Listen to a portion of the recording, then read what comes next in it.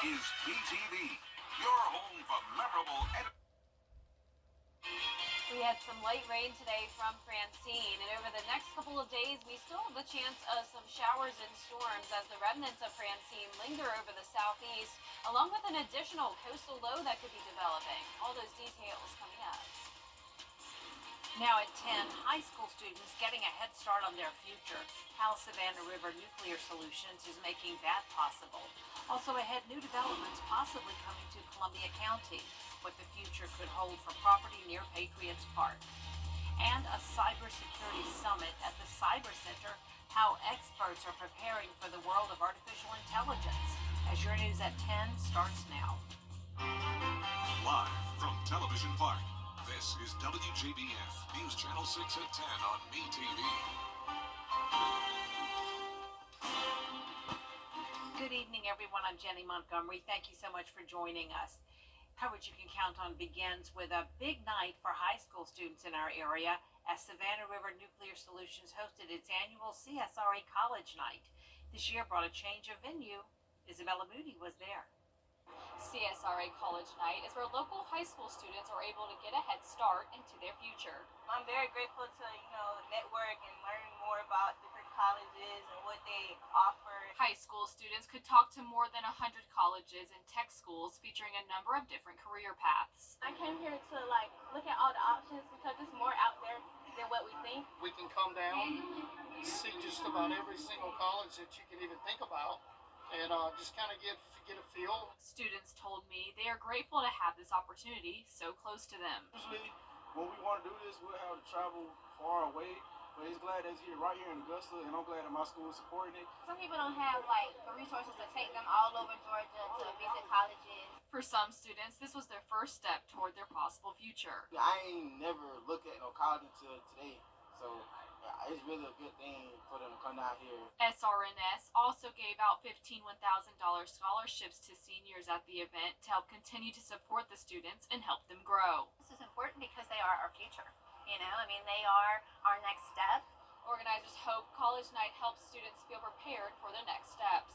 In Augusta, Isabella Moody, WJBF News Channel 6. A new retail and athletic complex could be coming to Columbia County. The developer wants to rezone. Time now for a check the weather. Here's Chief Meteorologist Jenna Petracci.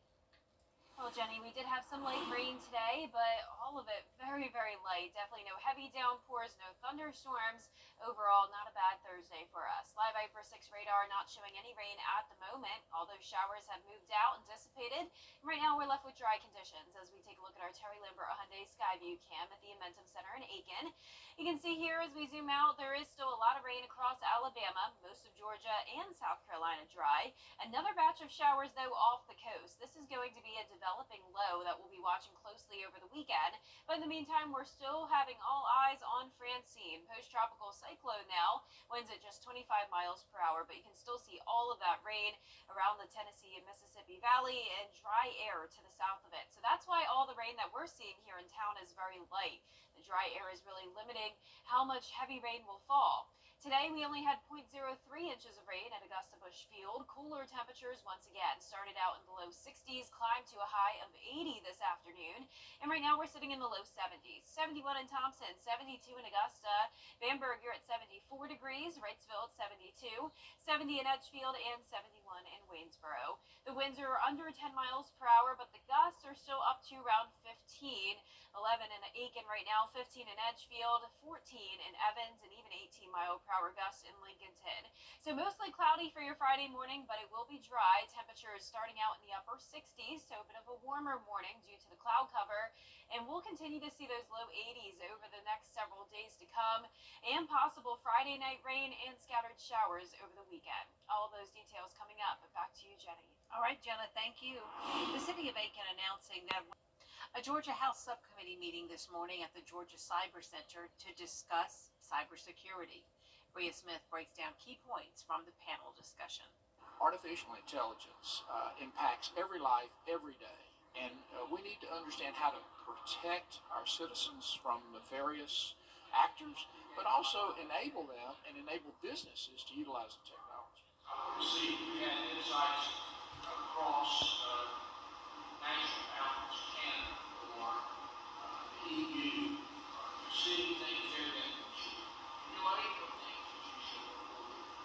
evolution of technology comes the challenge of staying up to speed on all new advancements, especially when it comes to artificial intelligence.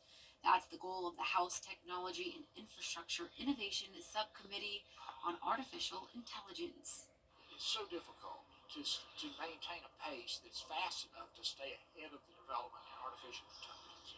And part of the challenges that we have as state legislators is providing some guidelines, some guardrails, some policies to provide not only the effective utilization of this technology, but also the protection of the citizens. Some speakers, like Ernesto Cortez, say AI can be helpful, but in order for it to help, it needs as much information on an individual as possible. And that can also be the dangerous part. The key point that we're making is that your data, my data, everyone's is being promulgated out there at a faster and faster rate. The gentleman from the Heritage Foundation spoke and made some great points about how everything you do on a computer is being linked across different computers. All that data is being collected. When you walk around the city, there are security cameras that potentially pick you up. Where is all of that going? A question members of the subcommittee have to find answers to by attending discussions like the one on Thursday morning. We as consumers haven't gotten really anything from tech. They've been too comfortable. And so there's a lot of new entrants, a lot of disruption happening, and it's going to bring about good things for consumers and the American people for sure. In Augusta, Bria Smith, WJBF, News Channel 6. Still ahead, a South Carolina law that helps families afford private school was partially denied. The story after Jenna's forecast. The new drought monitor came out today, and it is showing the need for rain across the CSRA. First and second phase of drought now. I'll have all the details on when we can see the rain coming up.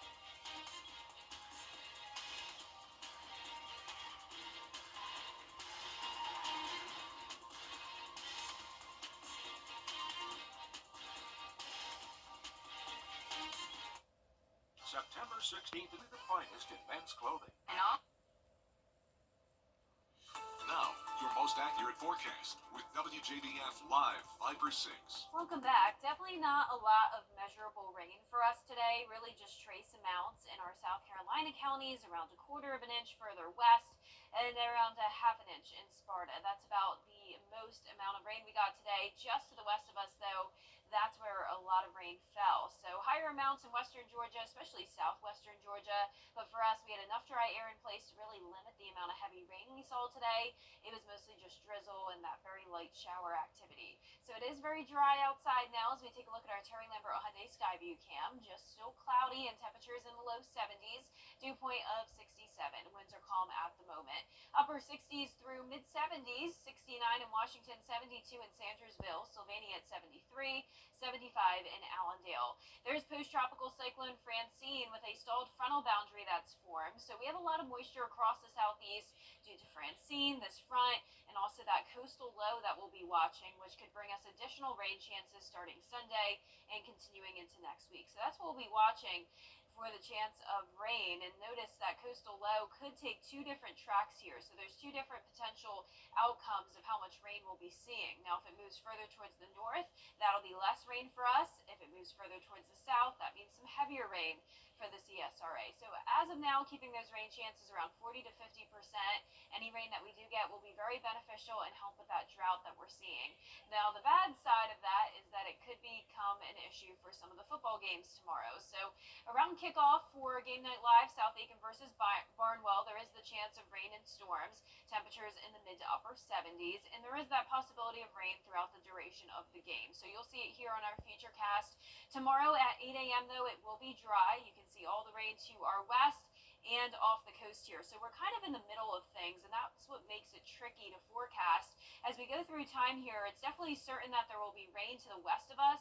Now, if it overcomes that dry air, then we'll see some showers and storms in the CSRA, but it's still very up in the air, and we'll definitely have a better idea of it tomorrow. Now, by Saturday and Sunday, that's when we'll see more moisture coming into the area from the east due to that coastal low, and that'll bring us some rain chances. Now, depending on where that lands, once again, by Monday, that's when we could see some heavier downpours. But this particular model taking it further towards the north, and that means less rain for us. Now, as we bring things closer to home now, tomorrow at noon, it will be dry. So So most of your Friday morning and afternoon nice and dry. Now as we go through time, that's when this model is showing a lot of rain move into the CSRA. Now I definitely think this is overdone, but keep in mind that there is the possibility of that shower activity and some storms Friday night.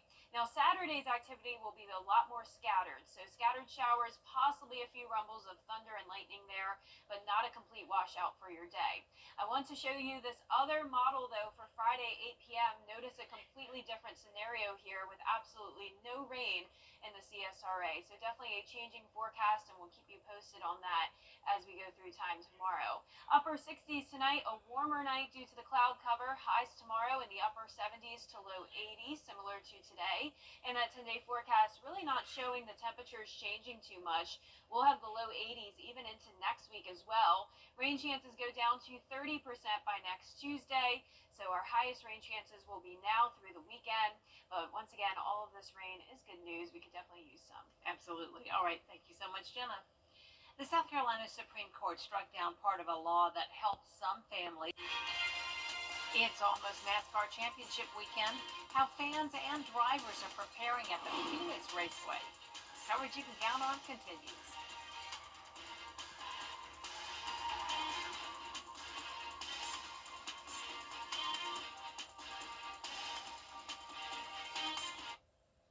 The death of a loved one. Now, WJBF sports coverage you can count on. The NASCAR playoffs are off to a great start, and many are already looking toward championship weekend. Crystal Rich talks about the excitement NASCAR drivers and executives are looking forward to.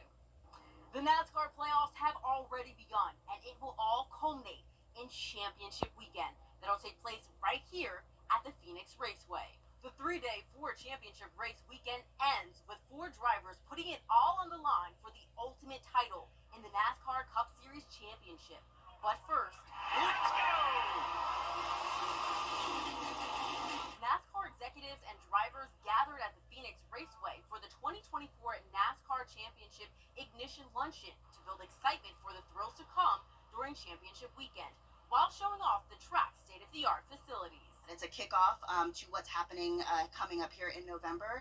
And Phoenix Raceway, it is special. It is unique. We renovated it back in 2018, so it's one of the newer tracks. We like to produce a great vibe for everyone. Reigning 2023 NASCAR Cup Series champ Ryan Blaney joined the festivities as he hopes to win back-to-back championships right here in Phoenix. Phoenix Raceway has done this and hosted this luncheon and event and kind of get everybody really excited for November.